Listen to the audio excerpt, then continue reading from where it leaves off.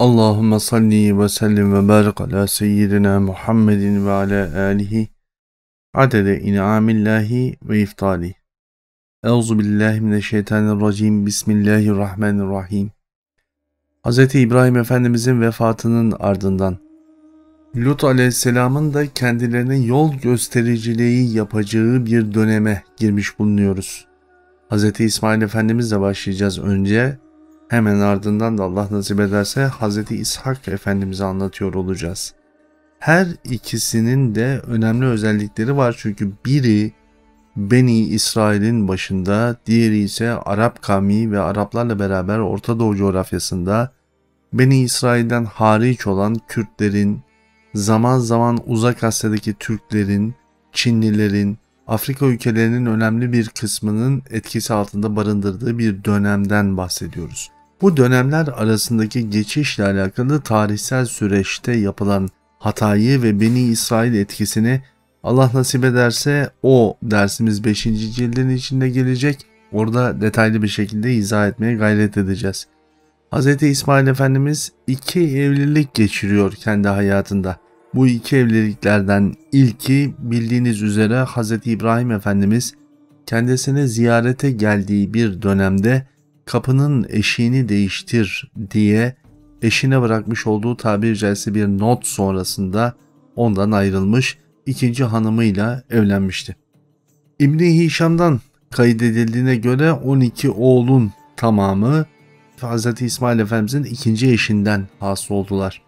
Dolayısıyla Hz. İsmail Efendimizin birinci eşiyle olan evliliğinin hem çok kısa sürdüğünü hem de bu süreçte tabiri caizse bir düşük gerçekleştiğini de söyleyebiliriz. Peki Hz. İbrahim Efendimizin Hz. İsmail Efendimizle evlenmemesini emrettiği tabiri caizse ya da ayrılmasını emrettiği kız kim? Çünkü Allah Resulü sallallahu aleyhi ve sellem Efendimiz'e kadar gelen süreçte peygamberlerin sözleri esasları ve her birisinin içerisinde büyük hikmetler saklıdır. Bir diğer taraftan Hz. İsmail Efendimizin Hz. İbrahim Efendimiz duymadan birisiyle evlenmiş olmasının hikmeti nedir diye de sual edilir. Hz. İsmail Efendimiz Hz. İbrahim Efendimiz onun yanında değilken bir evliliğe girişti. Bu evlilik ise bir Beni İsrail kadınıyla evlenmeyi tercih etmişti. Hz. İbrahim Efendimizle beraber gelmiş olan Beni İsrail kavminden bir hanımefendiydi bu. Hz. İbrahim Efendimiz bu evliliğe karşılık ne olumlu ne de olumsuz hiçbir şey söylememişti. Ancak bu diğer hac ziyaretinde geldiğinde Hz. İsmail Efendimizin her zaman kendisine geçmiş olan Nur-u Muhammedi'nin nurunun etrafında bir karanlığı gördü. Bu karanlık Hz. İsmail Efendimizin eşinin Hz. İsmail Efendimiz'e zarar verebilecek bir takım işlere imza atma ihtimalini Hz. İbrahim Efendimiz'in hikmet penceresinde gördüğü bir hakikatle anlaşılmıştı. Çünkü bir peygamberdi. Baba olmaktan evvel Nur-u Muhammedi'nin taşıyıcısı olan şu anki Hz. İsmail Efendimiz'i koruyup gözetmek hem evladını ama daha ziyadesiyle Resul-i Kibriya aleyhissalatü vesselamın nurunun koruyuculuğu için bir esas olarak görüyordu. Bundan sonra Hz. İsmail Efendimizin soyundan gelenler hiçbir zaman Beni İsrail'le bir evlilik yapmadılar. Zaman zaman cariyelik, boşanmalar söz konusu oldu elbette. Ancak Nur-u Muhammedi'nin artık akış sürecinde bizler anneleri de saymaya kalksak orada Beni İsrail'den pek kimseyi göremiyoruz. Yine kaynaklarda beyan edildiği üzere Firavun halkının ve Amerika'nın da azmış olduğu bir dönemden bahsedilir ama Firavun bölgesi İshak Aleyhisselam'a ait.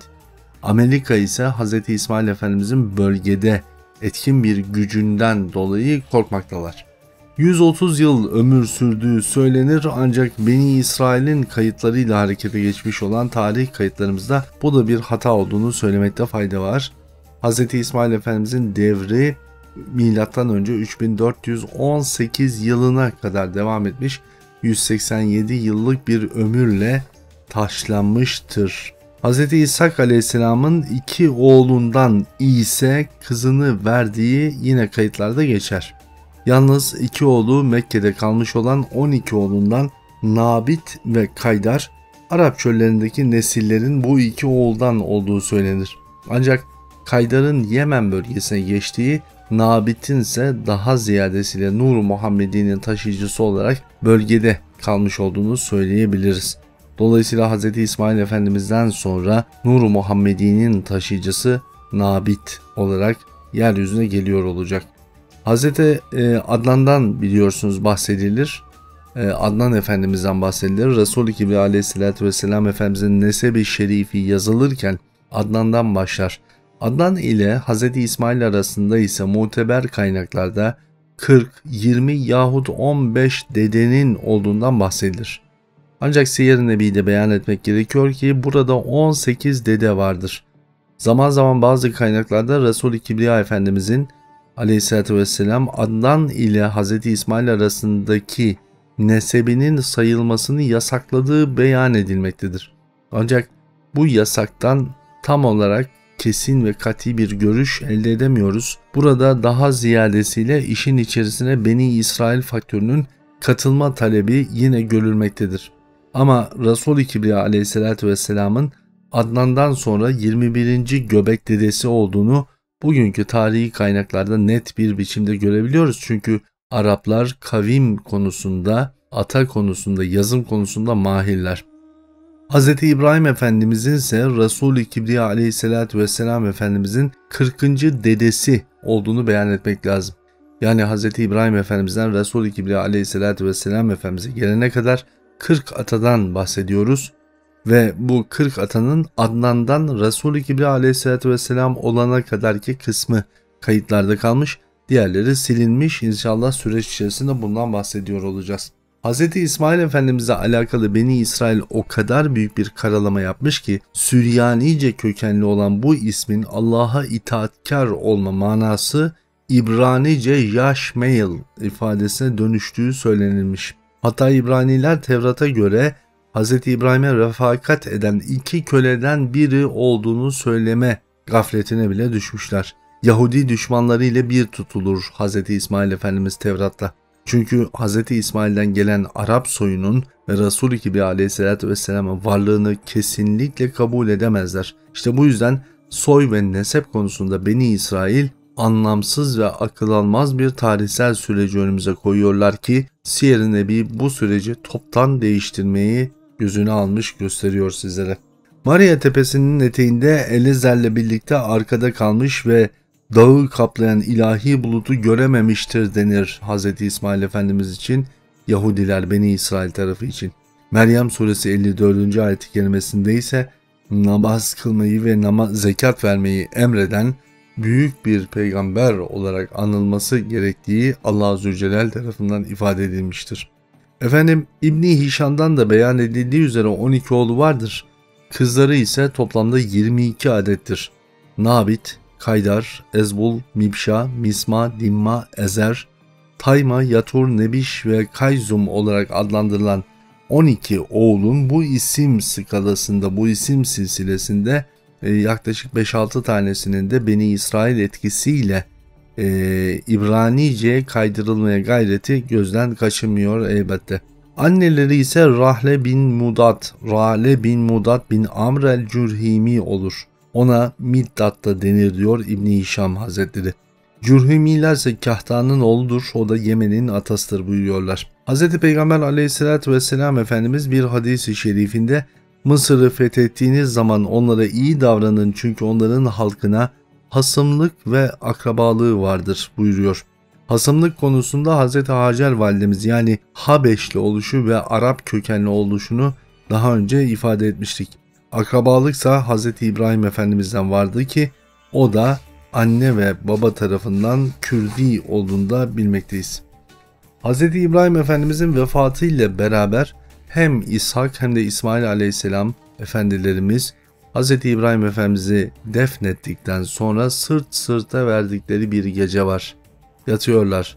Hz. İbrahim Efendimiz babalarından kalan yataktalar. Siyer-i Nebi'nin içinde şimdi bu hakikat ve hikmetle karşı karşıyayız. Bir rüya görüyorlar ve rüyalarında kalkmaları emrediliyor. İkisine de aynı gecede vahiy inzal olunacak. Ancak vahyin inzal oluş sürecinde de bir miraç nasip oluyor her ikisine. Aynı anda peygamberlik verilen, aynı anda miraca çıkarılan ve miraçlarının vahyin daha ilk anına denk geliyor olması bu iki peygamberin tarihsel süreç açısından bakıldığında da hayatımızda da ne kadar büyük bir ehemmiyete sahip olduklarını gösteriyor bizlere. Miraç'ta ruhaniyetleriyle yükseliyorlar elbet. Zira bedeniyle ve kıyafetleriyle bir tek Resul-i Kibriya aleyhissalatü vesselam Efendimiz çıkabiliyor miraca.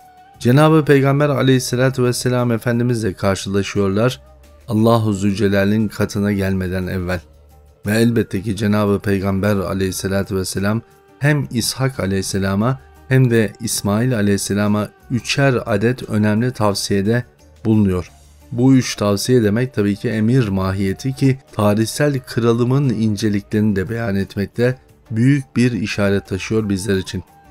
İshak aleyhisselam bölümünü de sayacağız şimdi ama tabii ki o İshak aleyhisselam dönemine geldiğinde bir kez daha karşımıza çıkıyor olacak. Hz. Peygamber aleyhissalatü vesselam peygamberliğinde Hz. İbrahim Efendimiz'den öncekilere kendi peygamberliğini perde arkasından bir nida ile beyan etmiştir. Ancak Hz. İbrahim Efendimiz'den sonra ise bütün peygamberlere kendi görüntüsüyle onların miraçlarında görülmüştür. Efendim bunun en önemli delillerinden bir tanesi kendi miracında kendinden evvelki peygamberleri görmüş olmasıdır. Hz. Peygamber aleyhissalatü vesselam ise kendinden sonra önce gelmiş olan peygamberlerden önce peygamber olmuştur. Bu hakikatle onların miracında da önemli bir yer edindiğini beyan etmek gerekir. Hz. İshak Efendimiz'e şöyle 3 tavsiyede bulunur Resul-i Kibriya aleyhissalatü vesselam Efendimiz. Ya İshak, dizginleri elinde tut, az evlilik yap, sanatla uğraş buyurmuşlardır. Bu 3 önemli kıstas Beni İsrail'in tarihsel sürecinde karşımıza çıkacak ki Hz. İshak bölümünde detaylandıracağız inşallah. Hz. İsmail Efendimiz dönemindeyiz ki ikisi aynı dönemde tabii ki iki peygamber. Lut Aleyhisselam'ın da ömrünün son demindeyiz. Şöyle buyurmuştu Allah Resulü Aleyhisselatü Vesselam. Ya İsmail, fetha çık, çok evliliği teşvik et, tarım ve hayvancılıkla uğraş. Hz. İsmail Efendimiz bu vahiy ilahide Hz. İbrahim Efendimiz'e gelmiş olan Suhuf-u İbrahim'i devam ettirmekteydi. Ve Hz. İshak Efendimiz de doğal olarak fethe çıktı. Özellikle güney bölgesi Yemen bölgesine büyük bir fetih hareketi gerekmiyordu çünkü Yemen bölgesinde ciddi anlamda ehli imanın yayılışı söz konusu olmuştu. Ancak Güney Asya bölgesine Hz. İbrahim Efendimizin gençlik döneminde yol aldığı, kat ettiği o deniz yolculuklarıyla ulaşarak o bölgede ciddi anlamda etkileşim sürdürdü. Hatırlıyorsanız Hz. İbrahim Efendimiz geldiğinde yoktu Hz. İsmail Efendimiz evde. Oysaki yakınlarda bir yerde olmalıydı. Hz. İbrahim Efendimizin döneceğine kadar Hz. İsmail Efendimizin tabiri caizse ortalıklarda görünmüyor olması uzak diyarlara gittiğinin delillerini bizlere göstermekte. Çok evlilik Hz. İsmail Efendimizle beraber Arap kavminin içerisinde Resul-i Kibriya aleyhissalatü vesselamın emriyle başlamış bir süreçti. Bu aynı zamanda akrabalık bağlarının güçlenmesi ve farklı kabileler arasındaki geçişlerle beraber oluşabilecek fitnelerin önceden önüne geçilebilmesi içindi.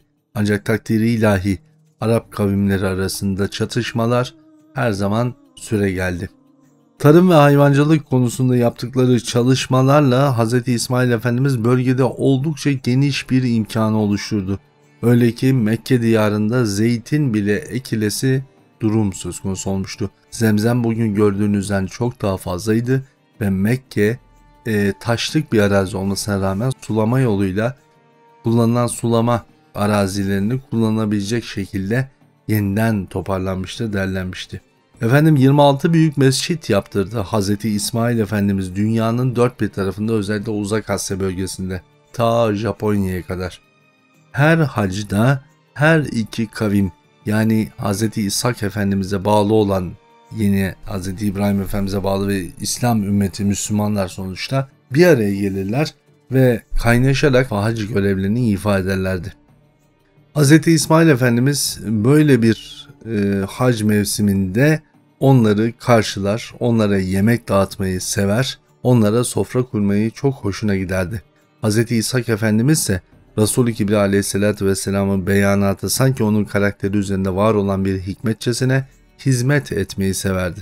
Beni İsrail kurulmuş olan bu büyük sofraları kıskandı.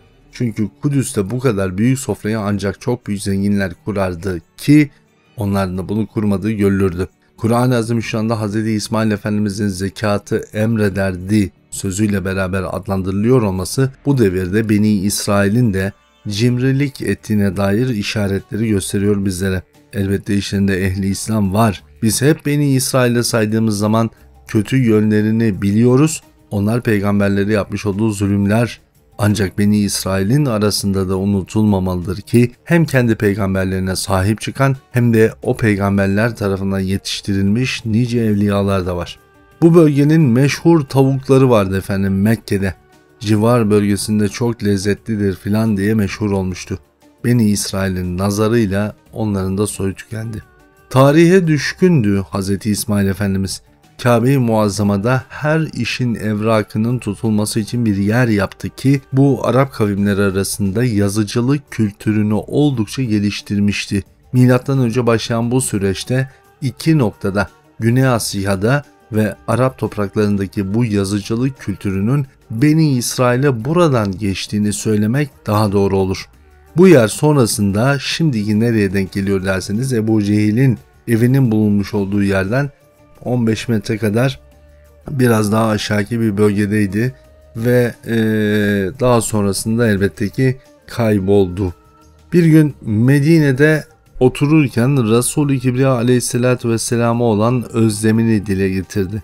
Gözlerinden yaşlar damlıyor, ufka bakıyor ve o ufuktan sanki birisinin çıkıp geleceğini düşünüyordu. Yanında bulunanlar Hz. İsmail Efendimizin bu haline dair "Ya İsmail, babanı mı özledin?" diye sorduklarında "Hayır, babamı değil, onu özledim" demiş. Resul-i Kibriya aleyhissalatü vesselam onları anlatmıştı. Nereden gelecek, ne zaman gelecek, kiminle gelecek ve neler olacak derken gözlerinden damlayan yaşlar onun çileli bir yol ve yolculuk sahibi olduğunu gösteriyordu. Ümmetine "Siz bir dert çekmediniz, derdi onlar çekecek, o çekecek" buyuruyordu. Allah-u Zülcelal onu buna karşılık Arapların ve bağlı kavimlerin atası olmasını nasip etti. Hz. İsmail Efendimiz döneminde bu tarım arazilerinin genişlemesiyle ilk hurma aşıları başladı ki bu özellikle Medine bölgesinde çok aktif bir hale geldi. Önce Taif'ten önce Medine'de çok ciddi anlamda hurma bahçeleri vardı. Sonra bu biraz daha Taif'e kaydı tabii ki. Mekke'nin suyu yeterliyken insanların nazar etmesiyle beraber Medine'de de açtırmış olduğu kuyulardan ötürü bir doğası, bir nazarıyla tabiri caizse bu bölgede su azaldı. Zamanla Hz. İsmail Efendimiz fetihlerden arta kalan zamanlarını bu bölgede geçiriyordu. Hz. İbrahim Efendimizin sünnetine uyarak yaşlandığı döneme yaklaşık 17 yıl kala 165 ile 170'li yaşlarında 3 yıl halvete girdi. Babası gibi 4 yıl beklemedi halvette, babasını geçmek istemedi. Edebi ilahidir, peygamberlerde bile en üstün haliyle görülmekteydi. Sonrasında geldi, Kabe-i Muazzama'ya sırtını yaslamaya haya etti. Biraz uzağında yavaşça oturdu ve evlatlarının yanına topladı ve onlara şöyle söyledi: "İçinizden bir peygamber gelecektir. O gelene dek peygamberlik İshak oğullarında, hikmet ise bizdedir. Sonra peygamberlik bize geçer ve hikmet hiç kesilmez" buyurmuştu. Bu sözler Hz. İsmail Efendimizin son sözleri. Hemen ardından şehadet parmağını kaldırıp "La ilahe illallah" sözü için dudakları kıpırdamaya başladı. Ardından vefat eden Hz. İsmail Efendimizin defin işlemine Hz. İshak Efendimizin gelişi denk geldi ve Hz. İshak Efendimiz defin sonrasında hemen ertesinde o noktada Hz. İsmail Efendimiz'e dua ediyordu. Hz. İshak Hz. İsmail Efendimiz'i çok severdi. Onu göremedi, ölümüne yetişemedi. Bir yıl kadar sonra da Hz. İshak Efendimiz vefat etti. Ama Hz. İshak Efendimiz neler yaşadı ve nasıl bir hayat sürdü, onun dönemine ait olan özet izleri Siyer-i Nebi çerçevesinde takip etmekte fayda var. Sonuçta Beni İsrail'in ve İshak oğullarının atasından bahsediyoruz, Hz. İshak Efendimiz'den. Efendim yarın Allah nasip ederse Hz. İshak Efendimiz'i anlatıyor olacağız. Bugünlük kalın sağlıcakla.